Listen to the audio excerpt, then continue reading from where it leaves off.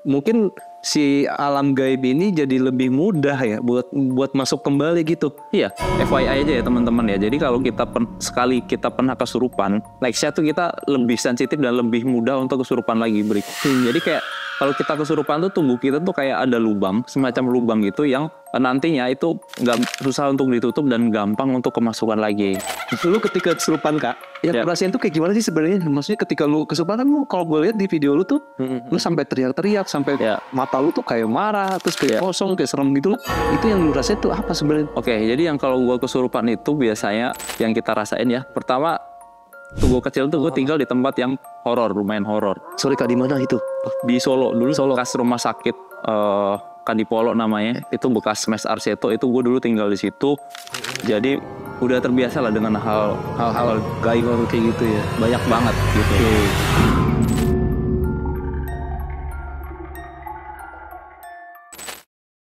Oke, salah satu topik yang paling sering dibicarakan dan paling hangat di sosial media adalah tentang kesurupan.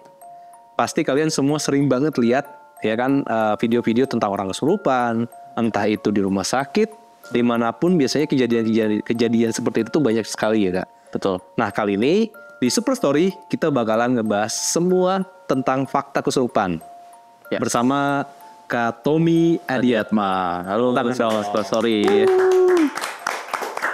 Nah, tadi dulu, gue harus ngasih tahu nih ke kalian kenapa kali ini gue undang Kak Tommy di Super Story. Jadi guys, Kak Tommy itu memang dia sering banget bikin konten, bahkan udah banyak efek hitungannya. Banyak banget dari 3 tahun yang lalu sebenarnya. Di sosial media, di YouTube, ini orang yang pernah ngerasain langsung tentang kesurupan. Bahkan tadi sebelum kita take nih, dia nunjukin video dia ngegangguin setan guys, dan gue hancur.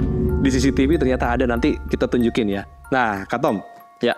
Sebelum kita ngebahas lebih jauh, kita intip dulu nih. Ini dari tim Super Story. Ya. Udah mencari fakta tentang kesurupan itu apa sih sebenarnya. Nah, ternyata fakta kesurupan itu kalau kita lihat dari medis, ini dikutip dari IDN Times ya. Oke. Kesurupan sering dikaitkan dengan kerasukan makhluk halus, ya kan? Dalam ilmu kedokteran, kesurupan dikenal sebagai trance.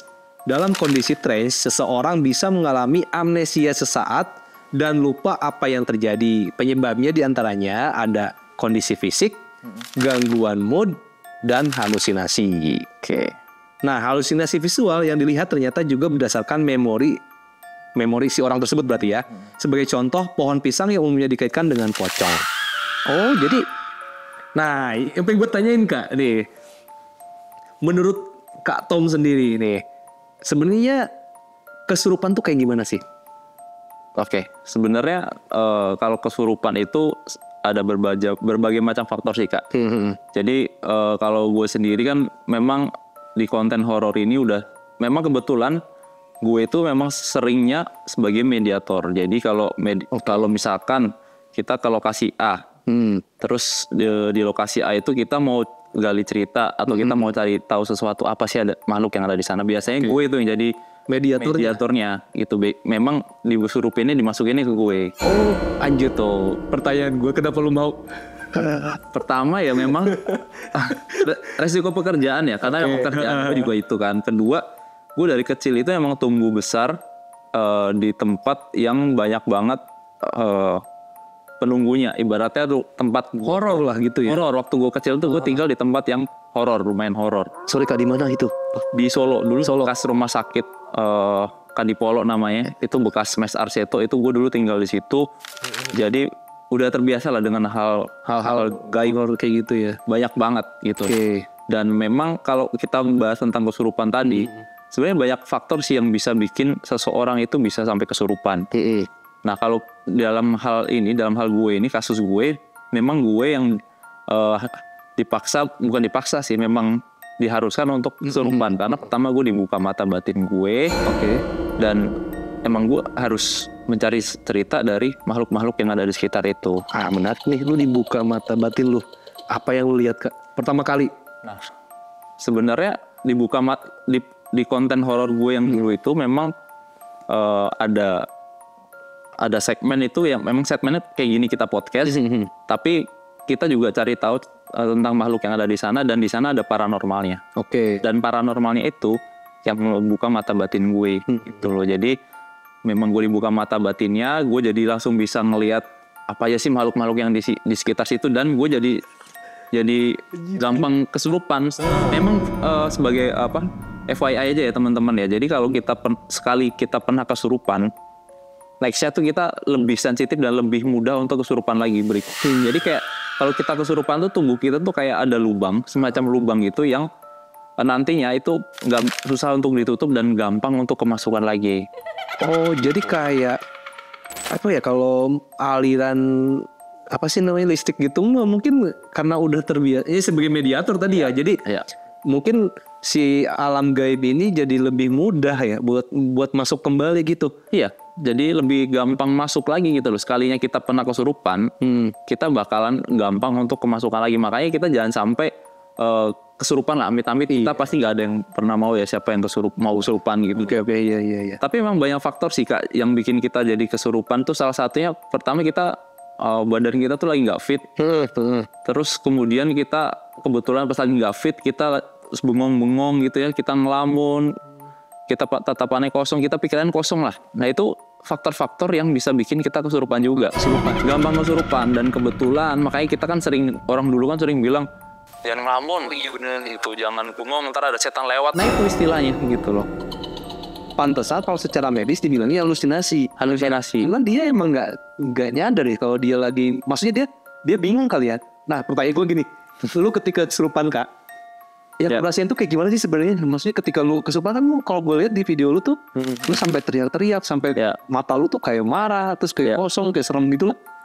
Itu yang lu rasain tuh apa sebenarnya? Jadi jadi yang kalau gue kesurupan itu biasanya yang kita rasain ya, pertama kita normal gini aja ya, kayak aktivitas biasa aja. Terus tiba-tiba kayak ada yang nabrak ke badan lu tuh kayak ada yang nabrak gitu ya. Terus blackout, jadi hitam semua, tapi pada saat sadar gue tuh nggak inget sama sekali, gue tuh nggak bisa ngapain aja tuh, gue nggak inget. Dan badan gue tuh rasanya kayak lu habis main bola 10 kali, capek banget. Capek banget. Jadi yang kita rasain setiap kali kesurupan tuh ya itu. Jadi kita nggak inget apa-apa, badan kita pokoknya capek banget. Dan kalau orang kesurupan nih biasanya kalau yang masukinnya makhluknya cukup kuat ya, itu kita nggak akan ngerasain sakit apapun. Misalkan pada saat kita kesurupan kita kena paku nih atau kena beling gitu, itu nggak akan rasa sakit apapun. Karena itu bukan diri kita kan sebenarnya. Setelah itu tapi baru tuh. Setelah itu sadar, badan jadi lemes banget, capek banget gitu. Oke. Gitu, dan itu satu case saya dari sekian banyak gue ngalamin kesurupan ya. Berarti gue bisa menyimpulkan di saat kita kesurupan benar-benar kita tuh nggak ingat apa-apa. Nggak ingat apa-apa. Ya udah nggak tahu lah ya apa yang kita lakuin gitu. Pokoknya kita black out aja. Kita kayak orang mati suri gitu loh. Kayak orang mati suri gitu. Tapi kita sebenarnya dengar gitu loh. Dengar sekitar kita tuh ngomong apa gitu. Sebenarnya dengar, cuma kita nggak bisa ngapa-ngapain. Kayak orang mati suri aja gitu. Iya betul. Bisa, bahkan ya kalau yang ekstrim bisa sampai hilang kontrol. Banyak kan kita ngeliat case-case orang kesurupan tuh sampai lari-larian, sampai mau gila sih. Ya kayak orang gila gitu kan. Itu yang parah sih sebenarnya. Bahkan bisa sampai melukai orang lain gitu. Anjir. Nah, di sebelumnya Kak, waktu gue di Superstory ngobrolin kayak gini sama Zoe, gue pernah ngomong ke Zoe, waktu itu gue pernah ada kejadian kerasukan waktu gue camping kemah. Oke. Nah, jadi si anak-anak gue tuh lagi kelas 3 kan. Nah si anak-anak yang kemah itu kan kelas 1 gitu. Pada kesurupan Kak. Pada kesurupan gara-gara salah satu ngebuang air gitu, ngebuang air ke pohon. Nah, itu pohon beringin. Iya. Jadi dia ngebuang beringin, lihat sesuatu, teriak, kesurupan. Terus pada diungsiin ke kelas, kesurupan semua. Oh, kesurupan massal ya. Nah, gue tuh kayak bingung kayak, nah, ini kok bisa, kenapa gitu. Gue tuh sampai mikir kayak, nah gue tuh termasuk orang yang pingsan pun gak pernah gitu. Jadi gue gak tahu gitu, kayak bingung kan. Bingung kayak, bisa gitu. Emang bisa seperti itu ya? Maksud gue, kesurupan itu bisa nyamber ke orang lain atau gimana sih maksudnya? Nah itu kita kan pasti sering dengar kejadian ada aja kesurupan massal di sekolah, ya kan pasti kali-kali. Dan berdasarkan berdasarkan cerita dari ya paranormal yang gue sering konten bareng, gue sering discuss bareng, memang kejadian kayak gitu tuh sering banget terjadi. Kenapa? Karena misalkan di bangunan sekolah yang tadi kita bahas itu pohon beringin ya. Pohon beringin itu memang salah satu sarang dari makhluk goib lah. Yang beda sih. beda kan. Kalau kita lihat nggak usah pohon beringin yang di sekolah itu deh, kita lewatin pohon beringin itu kayak vibes-nya udah beda. Kayak berasa ada yang ngeliatin gitu kan. Nah itu pohon beringin itu pertama emang sarangnya gitu loh, sarangnya dari makhluk goib. Dan mungkin kalau kejadian-kejadian kesurupan massal itu mungkin pertama makhluknya itu kuat gitu loh, dan bisa aja dia usianya bisa ratusan bahkan ribuan tahun. Dan yang kedua, kalau anak-anak sekolah gitu kan dia masih pure lah ya, masih murni lah, dia masih ibaratnya masih gak banyak pikiran lah gitu loh, pikirannya gak terlalu banyak. Itu salah satu faktor yang bisa bikin kesurupan massal ya. Apalagi mungkin penunggunya udah saking marahnya, saking amuknya, atau bahkan itu mungkin kejadiannya malam hari atau udah maghrib itu pokoknya banyak faktor yang bikin kesurupan itu terjadi. Tuh gue paham sekarang. Gue tuh dulu kayak mikir kok bisa ya merembet gitu. Ternyata memang, nah kalau gue baca dari ini fakta kayak gini-gini, bener kondisi fisik tadi yang lu bilang Ya, lu jangan lamun deh, jangan kosong, gak banget kayak gitu-gitu ya. benar. Ini ngomongin, ini kan sebenarnya kita nggak jauh ngomongin tentang makhluk ya. Ya makhluk gaib, makhluk astral. Pengalaman terhoror lu apa Kak? Pengalaman terhoror ya. Terhoror yang pernah lu rasain, ketemu atau digangguin atau apa? Kalau pengalaman terhoror gue sih kebetulan waktu itu waktu gue lagi di konten gue yang dulu kita pernah syuting di satu daerah di Banyuwangi. Oke, aku namanya udah. Nah, kalau Banyuwangi itu emang terkenal. Bahkan di Banyuwangi itu ada namanya kampung dukun. Jadi setiap jalan itu isinya dukun semua. Terus gue sering dibilangin sama temen gue yang paranormal itu, orang pintar jangan pernah berurusan sama orang Banyuwangi, orang Bali, sama orang Kalimantan. Pokoknya 3 itulah. Pokoknya nggak tahu kenapa, tapi memang terkenal lah ya dengan magisnya lah. Kita Bali kita tahu lah. Nah ini Banyuwangi ini kan sekitaran dekat-dekat Bali lah, tinggal nyebrang doang lah. Nah, gue pernah syuting di daerah Banyuwangi itu. Kebetulan kita syutingnya di bekas gudang senjata gitu loh. Dan ini konten ini live, kita syutingnya live berbayar dulu. Jadi kan dulu kan sering banget ada konten live berbayar, kita harus nonton live itu harus bayar kan. Nah itu gue lagi syuting itu. Ini pertama kalinya gue ngalamin kemasukan paku. Hah? Gimana maksudnya? Karena kalau lu pernah dengar atau teman-teman pernah dengar istilah teluh. Oh santet. Iya, jadi itu sebenarnya santetnya bukan ditunjukkan untuk spesifik kalau dia ke gue sebenarnya, tapi karena mungkin ada yang nggak suka kita ngambil syuting di situ. Oke, ada kegiatan di situ. Kita kegiatan di situ, akhirnya si teluh itu nyasarnya ke gue, kenanya ke gue. Dan ini nanti mungkin gue share fotonya ya. Jadi fotonya pada saat gue kena teluh tuh muka gue tuh bener-bener kayak bukan gue gitu, kayak udah kayak mayat gitu loh. Jadi bener-bener Tahu gitu. ini sebenarnya bukan pengalaman gue ngeliat hantu, tapi bener-bener terhoror karena itu udah mengancam jiwa gue. Bahkan itu harus dibantu oleh paranormal di sana, itu sampai dikeluarin pakunya melalui telur. Iya, jadi di dalam telur itu langsung keluar tuh paku-paku yang beberapa paku yang nyasar ke gue. Itu menurut gue pengalaman paling horor sih. Oke, gitu. Pokoknya jangan pernah aneh-aneh lah ibaratnya ya. Sebenarnya dimanapun kita nggak boleh aneh-aneh, kita harus jaga sikap kan. Apalagi di tempat yang ibaratnya keramat gitu loh, kita nggak boleh, harus jaga sikap sih. Karena kan gini Kak, ada beberapa orang yang nggak percayaan ya tentang dunia gaib kayak gitu. Betul. Kadang mereka tuh kayak menyepelekan kayak gitu kan. Nah kalau gua tuh percaya adanya gaib, dan gua tuh lebih ke jaga-jaga, ngerti gak sih? Kayak gue main aman deh, ya gue dibilang percaya ya gue percaya, dibilang nggak percaya, tapi kalau ilmu begitu kan agak-agak di luar nalar ya. Betul.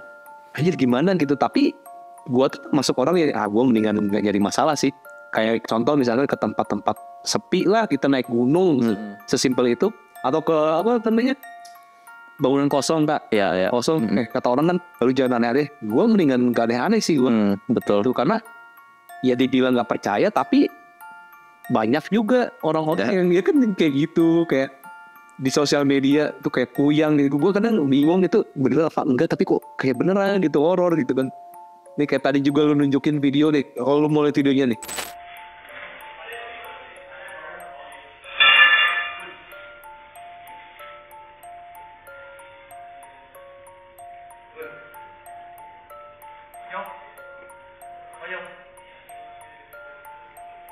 Jadi itu ceritanya kita habis bukan syuting sih, kita pulang malam, kita habis beres-beres barang. Kebetulan itu 10:30 malam. Dan kalau yang lu lihat tadi itu istilahnya poltergeist sih. Jadi kalau bisa ngegerakin benda itu, makhluk yang bisa sampai ngegerakin benda itu, dia kuat sih. Kan kalian pernah dengar poltergeist kan? Apalagi kalau tiba-tiba kayak gelasnya gerak atau enggak tiba-tiba benda jatuh, itu poltergeist namanya. Dan biasanya kalau yang bisa sampai gerakin benda itu mereka lumayan kuat. Karena di video itu, di CCTV itu sendok ya? Itu botol. Oh botol ya? Botol tiba-tiba pecah terus gerakin. Ini real guys, real videonya ada. Ini videonya belum pernah gue share kemana-mana loh. Waduh, Eksklusif. keren. Enggak keren sih, serem. Aduh. Tapi wajar sih Kak, kalau misalkan lu atau penonton semua, ini gue nggak percaya kayak gini-ginian, karena memang mungkin kalian belum pernah ada pengalaman horor ya, belum pernah mungkin amit-amit sampai diliatin langsung ataupun sampai parahnya kesurupan. Ya wajar, dulu gue juga gitu, dan teman-teman gue yang logik pun masa sih Tom, tapi mereka juga penasaran gitu loh. Mereka walaupun mereka kayak nggak percaya, tapi mereka juga penasaran, karena ya kita balik lagi, kita hidup berdampingan ya. Jadi kita harus jaga, kita juga punya dunianya masing-masing. Jadi kayak harus jaga sikap sih, jangan sompral sih ibaratnya dimanapun. Bener itu. Kalau gue tuh gue percaya kalau kita datang ke tempat-tempat yang lu bilang tadi keangkat, jaga sikap, karena ya kalau lu ngasal gitu, kita nggak sengaja bersinggungan sama yang kayak gitu gimana ya? Ya betul sih. Betul, makanya kita kan numpang nyuwun sewu, permisi, itu sebenarnya penting sih. Apalagi kan kalau cowok-cowok nih ya, kalau misalkan lagi di jalan kan kadang suka pipi sembarangan gitu kan. Kalau bisa numpang dulu lah, permisi gitu. Ternyata pengalaman Katomi baik ini anjir. Gue kan temen lu ya. Iya. Gue baru tahu loh lu kayak gini-gini asli. Maksudnya gue taunya lu ngonten aja kayak Ya. itu loh. Dan kita setiap nongkrong pun kita nggak pernah bahas horor kan. Iya. Kita bahasnya bola, bahas kehidupan pribadi, percintaan gitu kan deh. Oh iya. Percaya. Oh, aduh, bukan saya ya, bukan gue yang ngomong. Maksudnya gue sama Katomi itu kita di satu komunitas Bola. football yang Iya. kita nongkrong weekly aja udah kayak meeting gitu. Iya. Kita nongkrong awalnya dan kita lebih ke banyol ya. Iya. Nah, gue tahu sebagai, maksudnya di sisi lain Katomi pekerjaan, dan dia kan memang lu kan di konten YouTube kayak Iya. itu kan. Iya. Nah, gue taunya lu pernah kesurupan aja, tapi gue gak pernah nanya kayak, atau lu pengalaman horor lu tuh kayak gimana sih? Benar. Nih, yang jadi penasaran, emang lu dari kecil pernah ini gak sih ngalamin hal-hal yang kayak gitu, atau emang awalnya tuh lu tertarik sama dunia kayak gitu tuh gimana sih ceritanya? Kayak yang gue bahas tadi ya. Jadi dulu kecil memang tinggal di tempat atau lokasi itu yang lumayan horor. Jadi lumayan serem. Dulu gue di mes Kadipolo Arseto. Bokap gue dulu Polo Arseto. Yes, dulu tuh bekas rumah sakit. Akhirnya dialih fungsikan menjadi asrama atau mes pemain Arseto. Kebetulan bokap gue dulu pemain Arseto kan. Jadi tinggal di situ. Dia tau gak, tapi tadi dulu ya sebelum dilanjutin, dia lu turunan dari bokapnya, kayaknya lu setiap olahraga keren sih Kak. Lu Bisa aja nih. beneran gua asli. Itu. Tapi memang apa ya, dari kecil itu kalau ngomongin masa kecil tadi, ada teman gue seangkatan kita. Jadi itu teman gue itu Terus seangkatan gini kita semua ada di sana. Jangan ngomong umur gak enak. kita masih muda. Lanjut. Jadi temen gue itu dulu memang yang tinggal di sana juga, tapi dia bukan anak mantan pemain Arseto. Jadi memang dia anak yang pegawainya dulu lah di sana lah. Okay. Jadi dia itu pernah ngelihat sosok kuntilanak terbang di sana. Kuntilanak terbang, dan lo tahu sampai hari ini, detik ini, dia tuh masih linglung, masih bengong, nggak bisa diajak ngobrol secara serius. Sampai sekarang Itu dia kena gangguan jiwa. Itu trigger awalnya gara-gara itu dia ngelihat sosok kuntilanak terbang. Habis itu setelah itu dia benar-benar kayak suka linglung, suka bengong, nggak bisa diajak ngobrol, dan udah dibawa ke pengobatan rumah sakit medis alternatif pun juga sudah, ke orang paranormal juga sudah, dan nggak ngaruh. Sampai detik ini dia masih suka limplung bengong. Orangnya ada. Serius? Iya. Makan banget cuy. Enggak, gue kaget ya benar. Sampai sekarang. Itu tetangga lu berarti dulu di sono? Iya, teman gue main namanya Wawan. Dulu normal. Umur berapa pas kejadian itu? Dia kebetulan waktu kejadian itu dia kelas 1 SMP, gue SD. Gitu, kejadian dia waktu di SMP. Dia kebetulan 2 tahun lebih tua dari gue. Dia waktu SMP, gue SD kelas 6 gitu loh. Jadi sampai sekarang dia ya udah sering bengong-bengong aja. Kita kasihan, Mbak. Sebenarnya kita buset, teman main pula. teman main. Dan itu real. Dia masih di Solo, orangnya masih ada sampai sekarang, namanya Wawan. Itu pertanyaan gue, si Wawan ini ketika dia lihat tahu kuntilanak terbang, itu tuh dia cerita ke maksudnya sampai orang tahu, terus setelah kejadian itu Nah gimana? Gue masih ini nih. jadi awalnya kita lagi nongkrong bareng gitu loh, lagi nongkrong, terus dia tuh kayak mau ke belakang dulu lah, kan emang dia juga tinggal di situ, dia mau ke belakang, kita nggak tahu dia ke belakang ke rumah atau dia kencing sembarangan, kita nggak tahu. Nah pada saat dia pergi itu kita tuh curiga nih orang kok nggak balik-balik, kemana nih, kita nyari dong. Pas kita nyari si Wawan ini, ketemulah dia lagi diem gitu di pojokan, bengong diem gini doang. Sebenarnya bukan kesurupan, bukan kesambet sih. Habis itu dia kayak nggak kayak lu tahu nggak sih, kayak orang ketakutan habis ngeliat sesuatu gitu, kayak dia nggak shock, lebih ke nggak kayak bingung gitu dia mau ngapain. Akhirnya tapi dia nggak cerita dia kenapa. Akhirnya kita bawa ke orang tuanya juga bingung. Akhirnya dia 2 hari atau 3 hari setelahnya itu dia baru cerita ke orang tuanya. Dia nggak bisa lihat. Dan dia sering banget itu kalau malam nunjuk ke arah yang dia ngelihat itu. Jadi gue dulu pernah 2 tahun lalu tuh gue pernah bikin yang konten program horor gue itu pernah penelusuran di sana.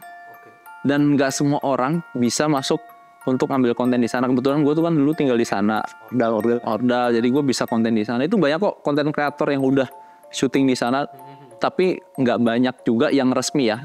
Kebanyakan kalau gue dengar dari cerita orang sana, kebanyakan tuh nyolong-nyolong, jadi kayak ilegal masuknya malam-malam gitu loh. Kalau gue emang sampai ambil drone segala gitu loh, emang izin dan proper gitu loh. Dan wah, saat lu kecil dan ketika lu balik lagi syuting, Kak, perbedaan apa yang lu rasain di situ?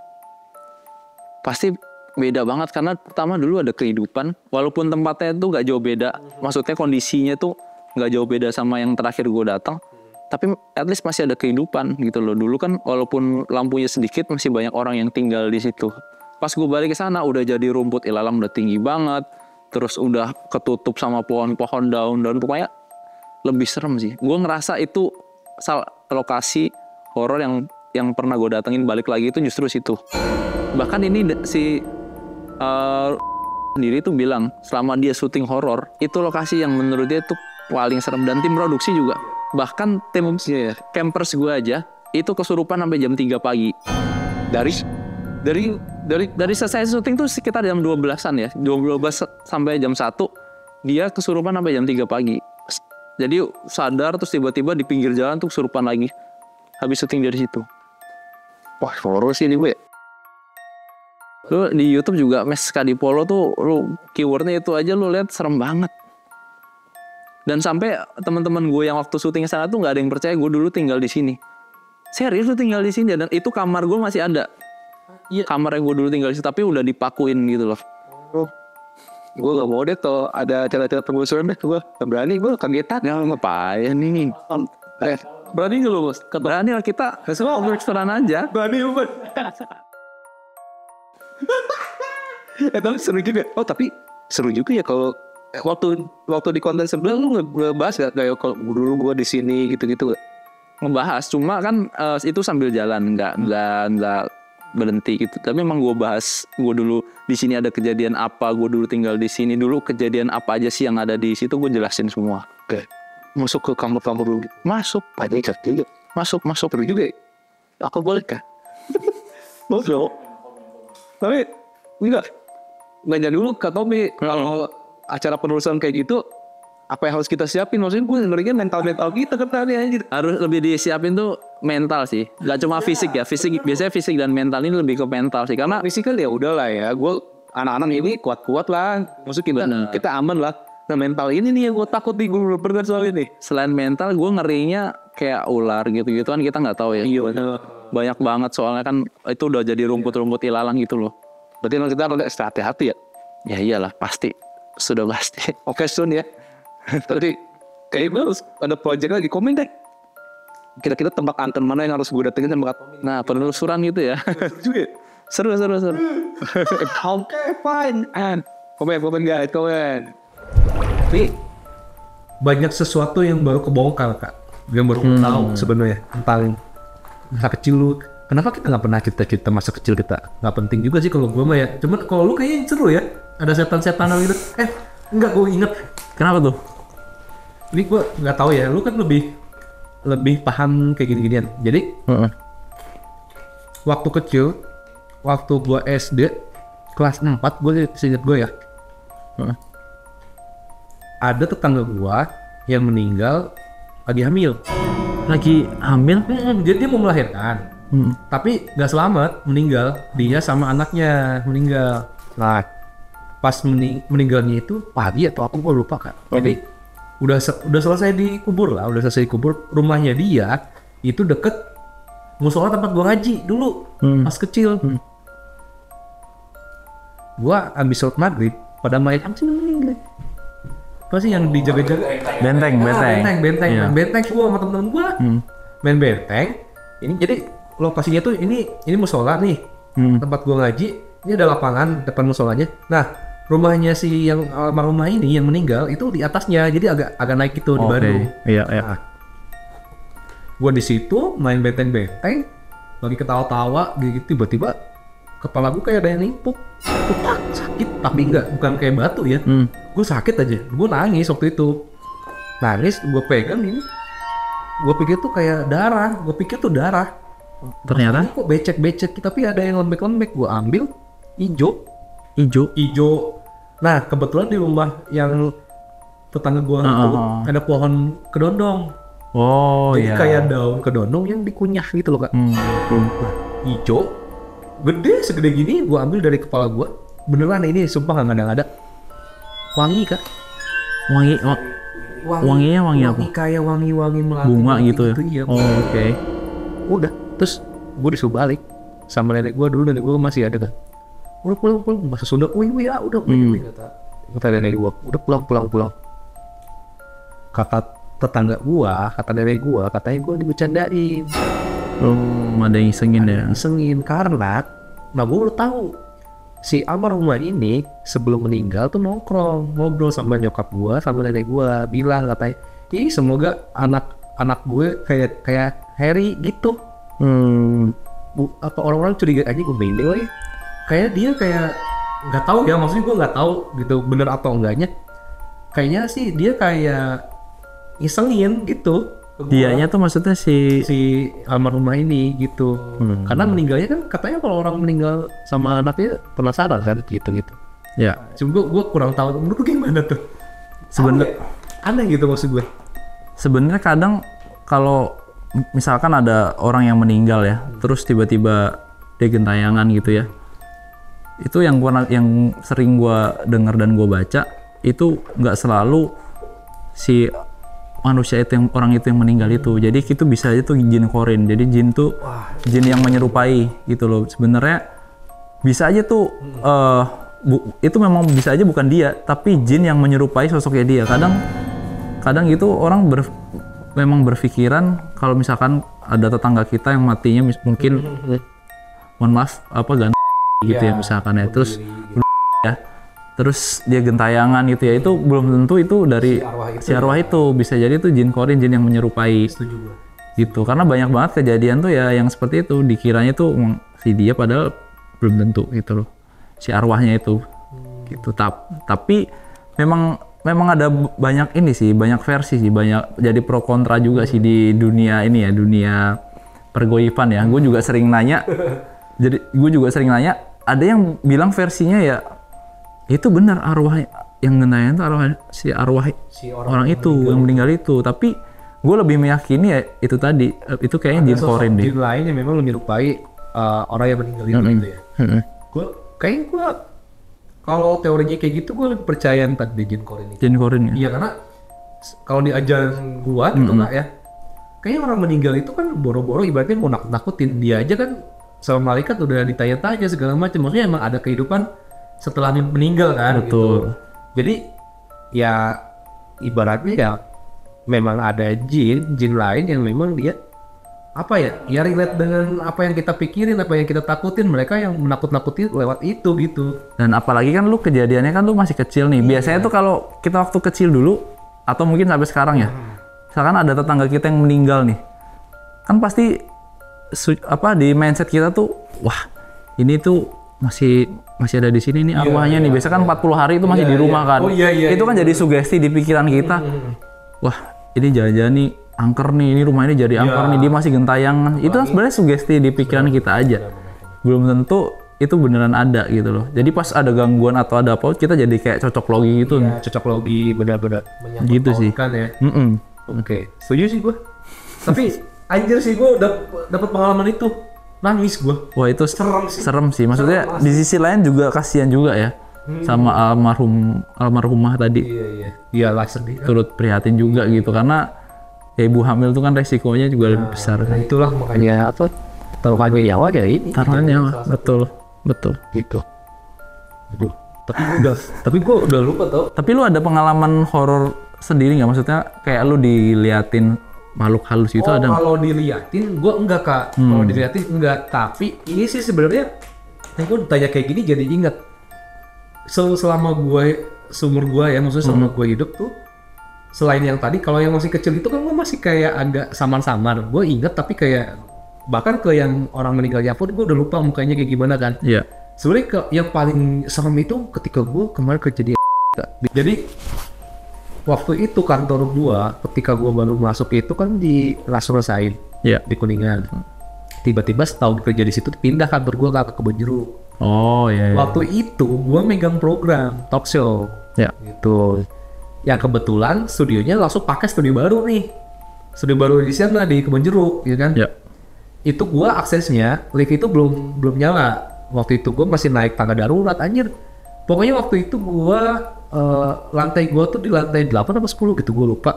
Itu baru lantai gua yang jadi, lantai si production ini. Yang lain tuh masih gelap gitu-gitu. Wah, gokil sih.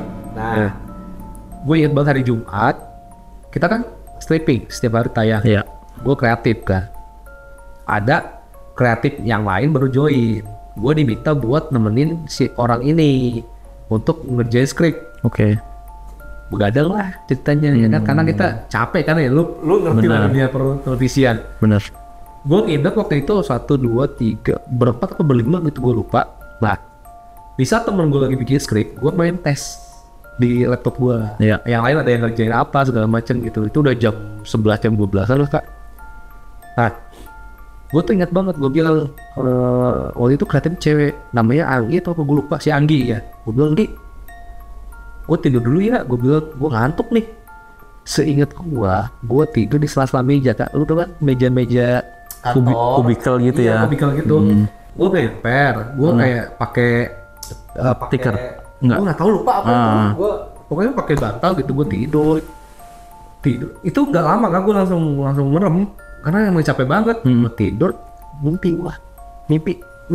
Biasanya gue mimpi gak ingat, lupa gue kalau mimpi. Ini enggak, lu tau gak, gue tidur tuh kayak nyamping gini, kayak ada orang gede di posisinya. Ini gue ada tidur kayak di depan muka gue gini Kak. Kayak lagi ngeliatin lu gitu ya? Iya, sampai gini hilang. Excited banget cerita. Asli.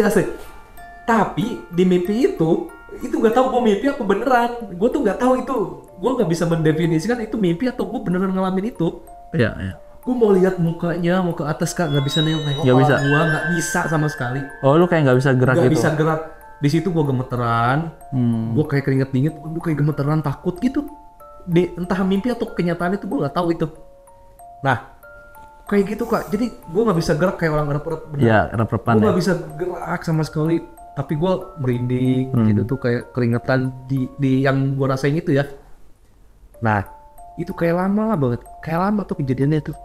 Tiba-tiba gue dibangunin dan gue kaget. Terus gue bilang, lu ngagetin ini si Ani yang bangunin gue. Terus kata dia, kok lu gini sekolahnya tuh?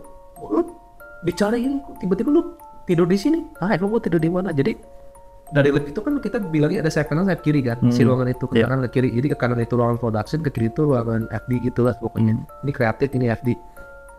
Gue sih ingat gue tidur di sini di sayap kanan, di meja-meja di daerah kanan. Iya. Tiba-tiba gue bangun di kiri pojok. Oh, pindah posisi. Gue nggak ngerti kak, entah gue berjalan atau gimana, tapi gue ngerasa gue tidur di situ. Ini benar, saksi hidupnya ada. Dan lu pada dicariin, yang lain tuh dicariin tapi lu nggak ada iya, gitu. pas mau balik itu hari Sabtunya berarti. Hari Sabtu siang, gue baru ketemu tuh jam 11 siang. Gue dibangunin, badan gue nggak enak, terus gue kayak linglung, kayak, ih gue mimpi atau apa ya? Gue masih bertanya-tanya di otak gue. Balik nyampe rumah, gue demam, gue sakit, Meriang gitu. iya meriang, terus gue ke dokter, ke klinik gitu. Katanya gejala tipes, seminggu gue nggak masuk. Asli, beneran ini, sumpah. Gue nggak tahu itu apa mimpi atau apa. Kayak gitu gue. Kayaknya itu bukan mimpi deh kalau lu bisa sampai. Nah, Karena kejadiannya kan tidurnya lumayan lama, lu sampai siang ya kan. Terus tiba-tiba posisi lu juga pindah. Terus orang-orang nyariin lu, jadi nggak nemu lu. Itu udah aneh kan? Aneh. Setelah itu sebenarnya gue kayak denial. Gue kayak mimpi. Ketika orang pindah semua ke situ, kejadian banyak. Ada orang yang lagi kencing, itu si akriliknya bedak gitu, kas tangan. Terus ada orang yang ketemu sama sosok, misalkan ada ketemu sama produser, ternyata produsernya lagi libur, kayak gitu-gitu. Oh, Dan emang itu berkali-kali, udah sering ya gangguannya gitu ya. Bangunan itu memang belum selesai, maksain waktu itu. Terus ada yang turun di lantai berapa, liftnya kebuka gelap, ada orang dipanggil, orangnya lagi di rumah gitu-gitu. Cerita-ceritanya gue nggak tahu ya orang cerita itu benar atau enggaknya. Cuman setelah kejadian yang gue nggak cerita-cerita tuh waktu itu. Yang tahu cuma teman gue doang. Ternyata banyak yang ditakut-takutin. Jadi kayak gue dikerjain kayaknya. Nah itulah that's why kenapa kita harus kalau misalkan kita ya rumah baru, kantor baru, gedung baru tuh kita harus kayak ada pengajian dulu. Bener sih. Terus ya harus ada kayak gitu dulu lah, minta izin dulu lah gitu, pengajian didoain dulu lah. Mungkin karena itu buru-buru juga belum sempet kali ya, jadi mungkin makhluk-makhluk di situ masih ya salam perkenalan aja mungkin.